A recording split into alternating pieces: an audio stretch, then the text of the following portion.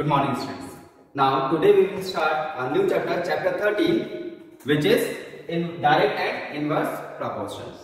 अब डायरेक्ट और inverse proportion होता क्या है, इसको देख लेते हैं. फर्स्ट ऑफ ऑल हम देखते हैं डायरेक्ट प्रोपोर्शन. तो डायरेक्ट प्रोपोर्शन मतलब जितनी भी प्रोसेस एक साथ वर्क कर रही है, दो प्रोसेस यदि हो रही है, दोनों एक साथ वर्क कर रही है, एक साथ इंक्रीज हो रही है या एक साथ डिक्रीज हो रही है, वो क्या कहलाती है? डायरेक्ट प्रोपोर्शन कहलाती है. एक एग्जांपल देख लेते हैं, जैसे डिस्टेंस एंड टाइम. एक बाइक राइड कर रहे हैं हम. सो यदि आपने देखा कि डिस्टेंस, मान के चलो मैंने 5 किलोमीटर राइड की है, कितनी देर में? 1 आवर्स. ठीक, 5 किलोमीटर राइड किए 1 आवर्स. यदि मैं जब 10 किलोमीटर पहुंच जाऊंगा तो मुझे कितना टाइम हो जाएगा? 2 आवर्स हो जाएगा. और मैंने डिस्टेंस कवर किया, 15 किलोमीटर में पहुंच गया, सो मुझे टाइम कितना लगेगा? 3 आवर्स लगेगा. और आगे बढ़ गया, मैं 20 किलोमीटर चला गया, तो मुझे कितना लगेगा? 4 आवर्स लगेगा. अब यहां पर आप देख रहे होंगे कि डिस्टेंस क्या हो रहा है? इंक्रीज हो रहा है. तो टाइम भी क्या हो रहा है? इंक्रीज हो रहा है. डिस्टेंस इंक्रीज हो रहा है तो टाइम भी क्या हो रहा है? इंक्रीज हो रहा है. तो ऐसी प्रोसेस जिसमें पार्ट एक्स और पार्ट वाई, इसको हम एक्स मान लेते हैं, इसको वाई मान लेते हैं. तो एक्स और वाई दोनों जब एक साथ इंक्रीज हो रहे हैं तो वो प्रोसेस क्या कहलाएगी? डायरेक्ट प्रोसेस कहलाएगी. इसको एक बार एग्जांपल से हम देख लेते हैं. जैसे आप और आपका एक फ्रेंड है, दोनों की एज क्या है? सेम है. सो जब आप बढ़ेंगे, मतलब आपकी एज जैसे जैसे बढ़ते जाएगी तो आपकी फ्रेंड की एज भी क्या होगी? इंक्रीज होगी. यही होता है ना. जैसे आप यदि 5 इयर्स के हो गए तो आपका फ्रेंड भी कितना था? 5 है. आप 14 इयर्स के तो आपका फ्रेंड भी कितना है? 14 इयर्स का होगा. आप 18 इयर्स के होंगे तो आपका फ्रेंड भी क्या होगा? 18 इयर्स का होगा. तो ये प्रोसेस क्या कहलाती है? डायरेक्ट प्रोसेस कहलाती है. तो इसका हम एक एग्जांपल सॉल्व कर लेते हैं जिससे आपको यह क्लियर हो जाएगा.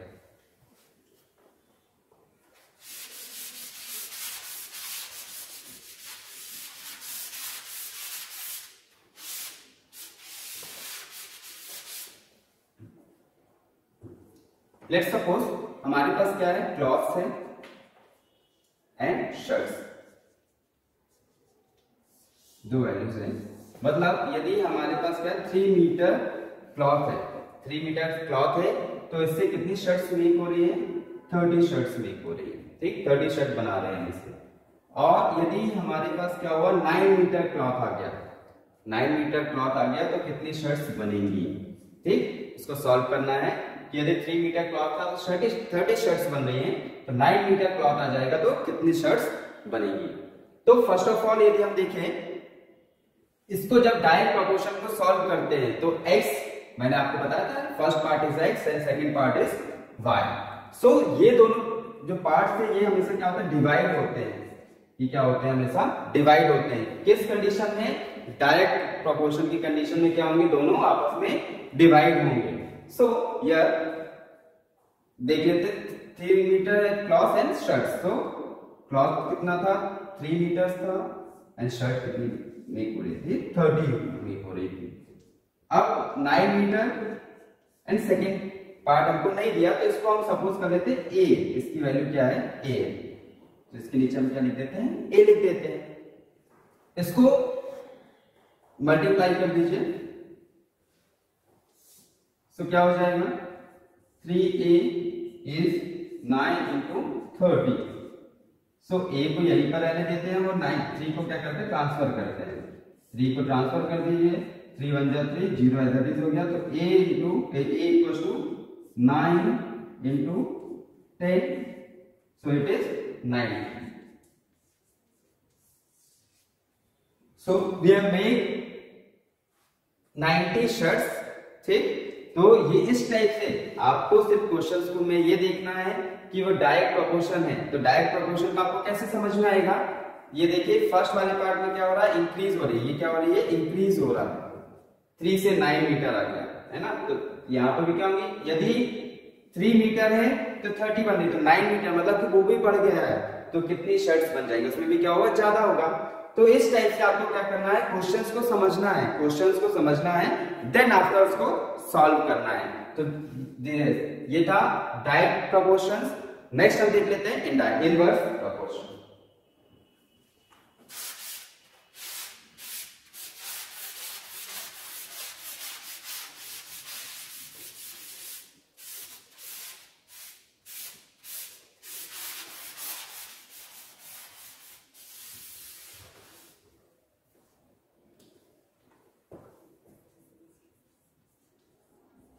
Inverse proportions.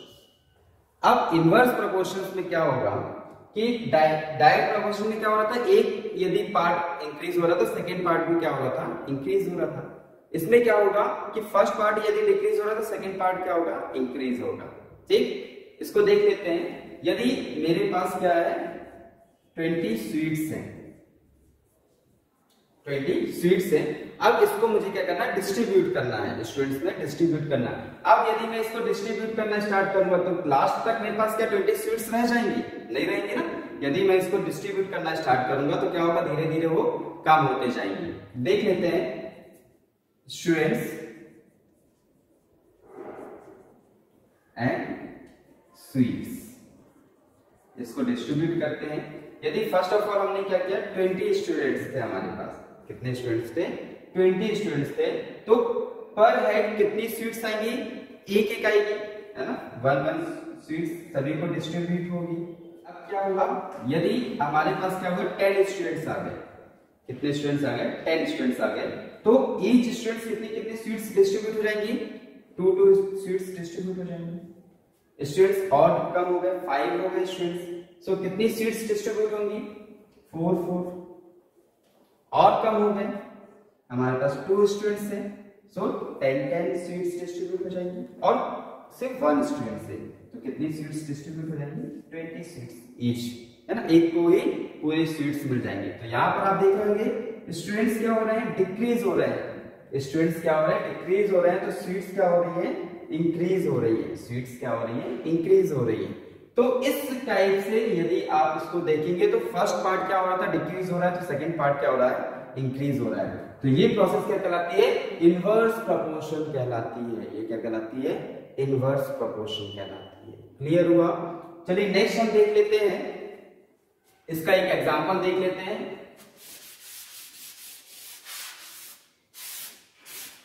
एग्जांपल से आपको और अच्छे से क्लियर हो जाएगा।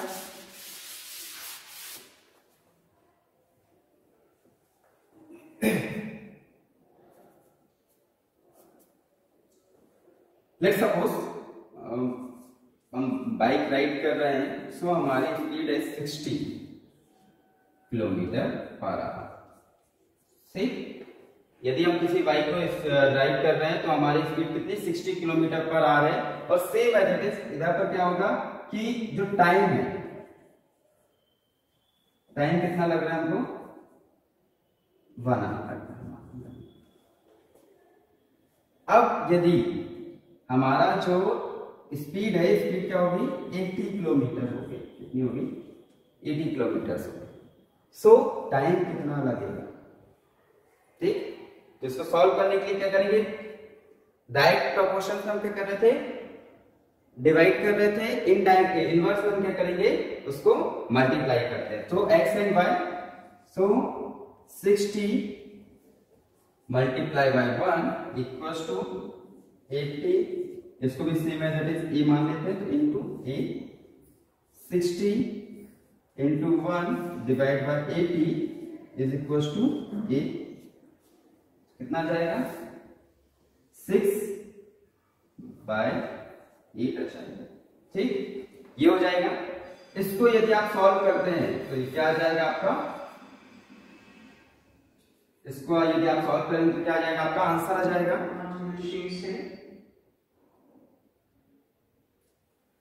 So this is a introduction part of this video.